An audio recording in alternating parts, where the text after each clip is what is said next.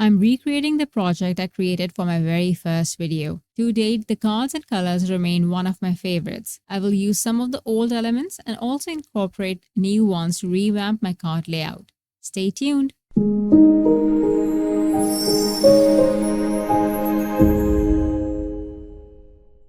I'll be using the Beautiful Day stamp set, and I have pulled out my 5x7 hot press watercolor cardstock out today.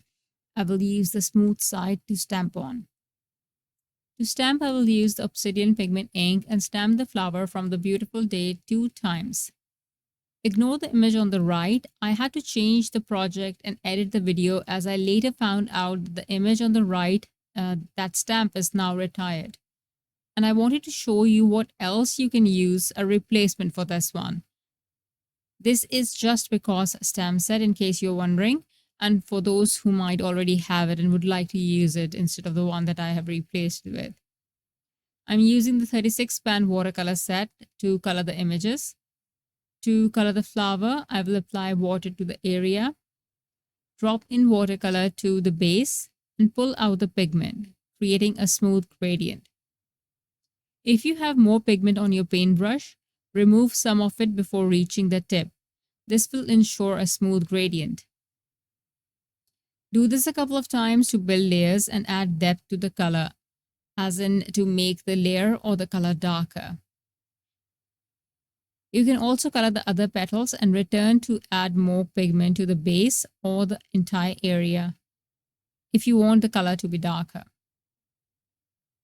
You will notice that I apply a dark pigment and pull it outwards towards the tip. If the pigment is too dark, I will rub some of it off on the mat where I have a bit of water, or I will press the water brush barrel so some of the water will flow and reduce the concentration of the pigment on the brush. If I think I need more dark pigment, I will add more pigment just to the base. After I'm done coloring the flower, I will insert this clip now where I've colored the accents or the foliage for my flowers. This is from the Craft Your Life project kit Eclectic Bouquet, and it works similarly to the previous stamp. The shape of the stamp is similar to the Just Because stamp, and what I need to do with this element is to use the top and bottom portions as foliage.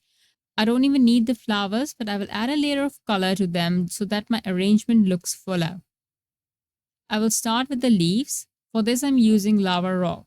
Again, I will color these similar to the flowers. Apply water to the area, add dark pigment to the base and pull it towards the tip, reducing the concentration and creating a soft gradient. Repeat this for all the leaves. Since there are too many leaves here, I am going to vary the concentration here, though it doesn't make much difference. For the flowers, I'll apply a light color wash and drop in some pigment here and there to add interest. Most of this will be covered, so you just need some color on there, and that's it. Once dry, use the coordinating dies to cut the images and set them aside. Now I've changed one design element on my project, and the next thing I'm going to do is to introduce a press plate, combining old with new. I will cover the Baroque Elegance press plate with Obsidian Pigment Ink. Adhere a 100% cotton card panel to the better press plate and run this through the machine. Now I can use this panel in several different ways. It looks so gorgeous. I wanted to add a small panel right behind the whole thing, but it would be too busy.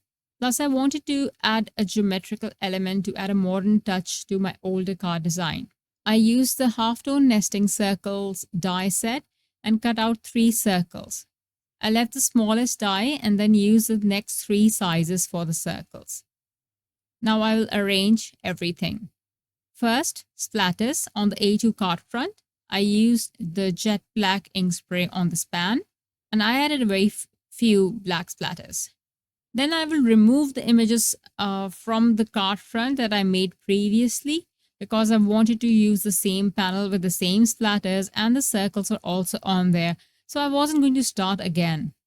Heat tool to the rescue. I removed all the images and left the instant dimension foam tape on.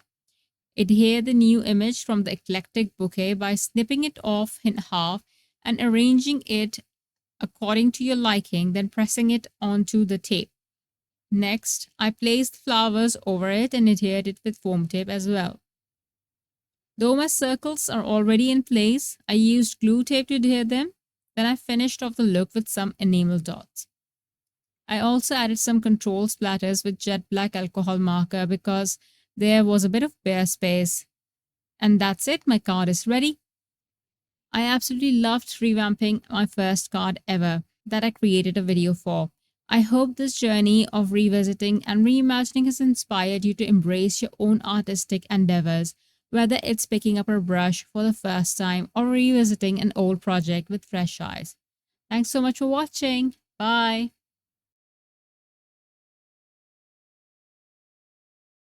Hello there! Did that video just spark your creativity? And do you want more project ideas and inspiration videos too? Well, if you do, please make sure that you subscribe to the Altenew YouTube channel. Also, make sure that you do click that notification bell so you don't miss a video. Thanks so much for watching. Bye bye!